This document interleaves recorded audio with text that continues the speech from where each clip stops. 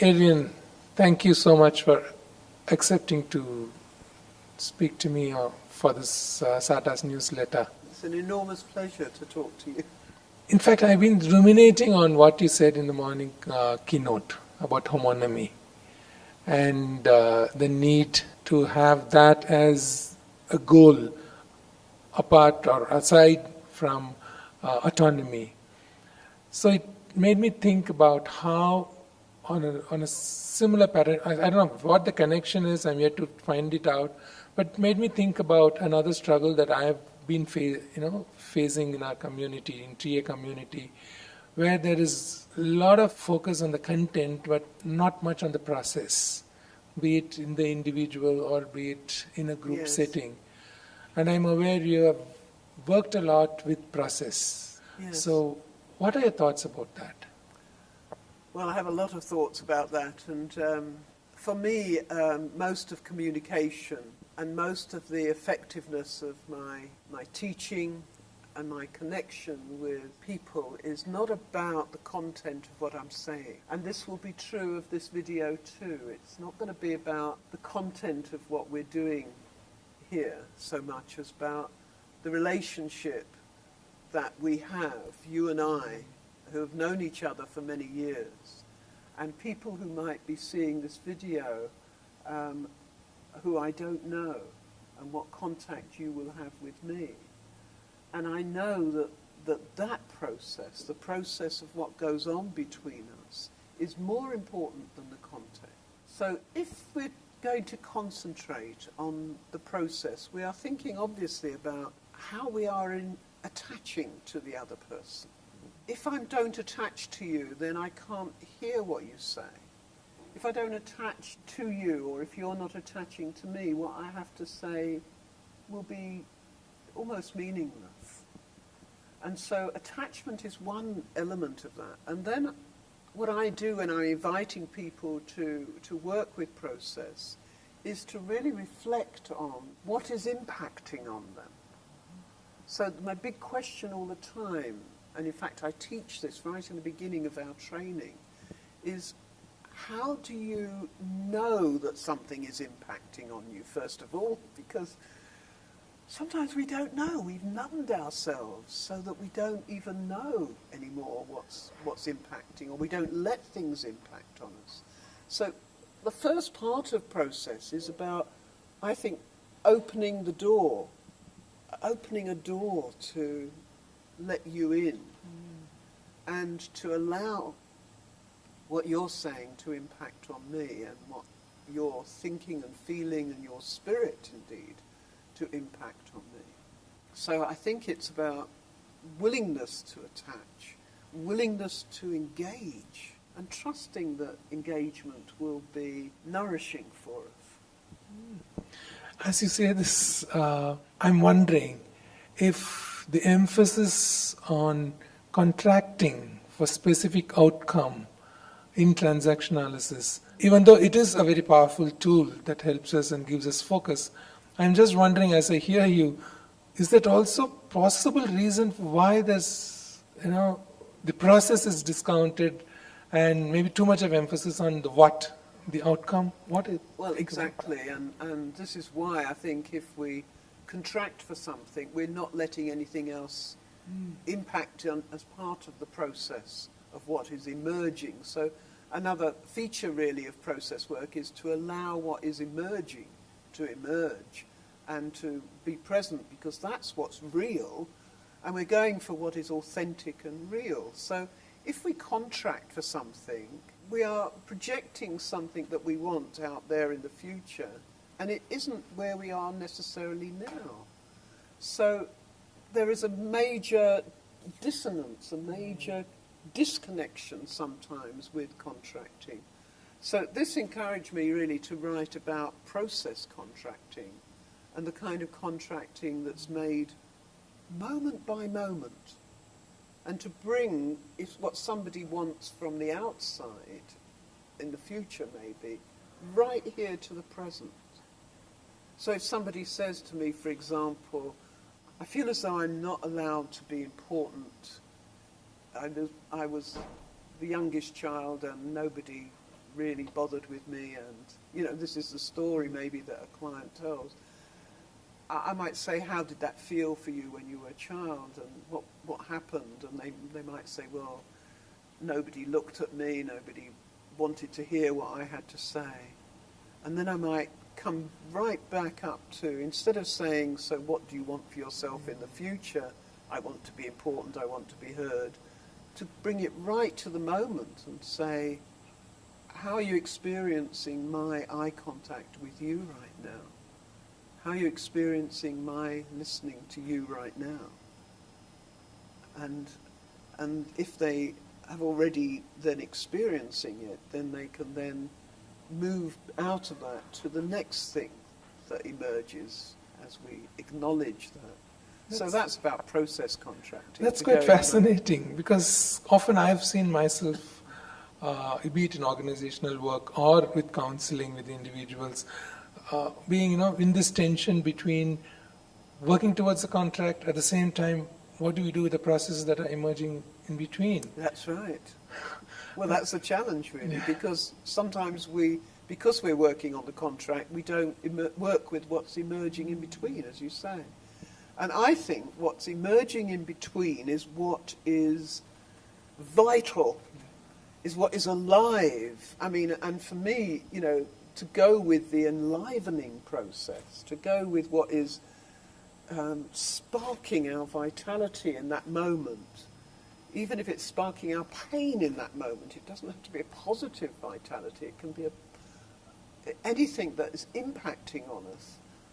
That is where the work is, that's where it's important. I fully agree with you, and I think when you say that, it gives a beautiful perspective, a whole new perspective, to not dump contract, but I think not make it everything. That's right. Or not bring the contract to the center of the whole process. Or more I talk about this, I'm finding we could always reframe what we mean by contract. I think that is what your work on process contract did. Possibly, except that I think the contract, the outcome contract, is really like a map, so that we're given the map of where we're heading. But I don't know if you have it here. Ordnance survey maps give you a lot more information about maybe different side routes or odd paths. And sometimes what's more important is to explore things that are off the direct route. We don't want a sat-nav contracting. Yes. Do you know what I mean by that? Turn right, turn left, and you'll get there. We want the kind of process, certainly in psychotherapy and certainly in any kind of development, whether you're working in organizations and certainly in education. We want to go where the flow is going. And if there is something that's taking us to look at that particular mountain or that particular river or that particular moment in our history or that what's impacting us in a moment, that is what will be more important in the journey than arriving at the destination. That reminds me of what Berne talked about intuition. Yeah.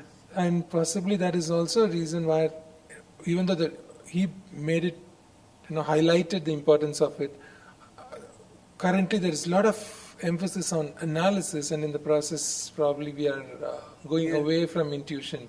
And when you're talking about this, then we are bringing it back to the center. I think we are. And some of his early work that he originated through his research on intuition was ego imaging. Yes. And in this process, you don't get words in the way, you don't put content in the way. Instead, you wait to see what is impacting on you, unconsciously perhaps, or spiritually, or in certain metaphor or image, and you present that because that is where the life is. And he went there first of all. So his first work was about, in ego imaging, the essence of what was happening rather than the detail or the external phenomenon. So the intuition and the focus on process, I suppose, is also the center of group work, isn't it? Well, exactly, and this is why I'm so passionate about group work, because, you know, in a group, we have the wonderful opportunity to be impacted by other people. And that in a group, you might talk about something that is important to you. Maybe you tell some story about something that happened to you. And I know when I talked about my father upstairs, I saw that there were people who had tears in their eyes because something stimulated in them. That is rich, and in a group process, I can go much further with my own work, with my own development, if I am responsive to what is being generated in the group process by different people in the group, so much so that I become part of something bigger than myself. And this is where harmony comes in. This is why it is important, I think, for us to teach harmony and to teach group work, because that's where we experience it. When somebody shares their heart, shares their soul, and you connect and you say, that is me in another form, then we are truly experiencing not the same as autonomy. We are experiencing something which is, I think, much more profound and much more enlivening. What do you think we as a community, transactionalist community, need to do to bring back the emphasis and centrality of process and group in our work, be it therapy or education, whichever field? Because I see currently there's a lot of individual work that is being done as counselors or therapists. Even education is now becoming more and more very personalized and on one basis. So what do you think as a community could do about that? Well, I think we have to go back to the beginning in a way and restart it, because Eric Berne's work was in groups. It was all about group work. He didn't do very much individual work except in a more psychoanalytical way. And I can remember the days, because I've been in TA for a long time now, I can remember the days when everybody was doing group work and there weren't people doing individual work. So we put it in the training manual, in the training handbook, we said you have to have at least one individual tape. One individual tape. I never knew that. So you have to show that you can work with an individual, not just with a group. Now, of course, it's gone completely the other way. And everybody's working individually, and we have to say, well, you have to have one group tape just to show that you can still be a transactional analyst. And I think what we need to do is to run groups. And, you know, people say, oh, it's much harder to get a group together. Well, I don't think so. In fact, it's more economical for people to work in groups. It was very much the norm. I've never had any problem running a group personally. I think it's just a matter of your expectations. And I think a mixture of individual work and group work is powerful, but we've certainly got to do a lot more group work if we want to understand how we impact on other people and how to learn how to process what they are doing to impact on us and to integrate that. I don't think we can do it just in a one-to-one. So that really excites me, because I believe there's lots people could take back in group work. Not in any way discounting the individual work, but I think there's a lot of potential and there's a lot of scope for group work, which we need as trainers could integrate into our training. And I hope you would come back to India to teach us more and more group work. Thank you, Adrienne. Thank you.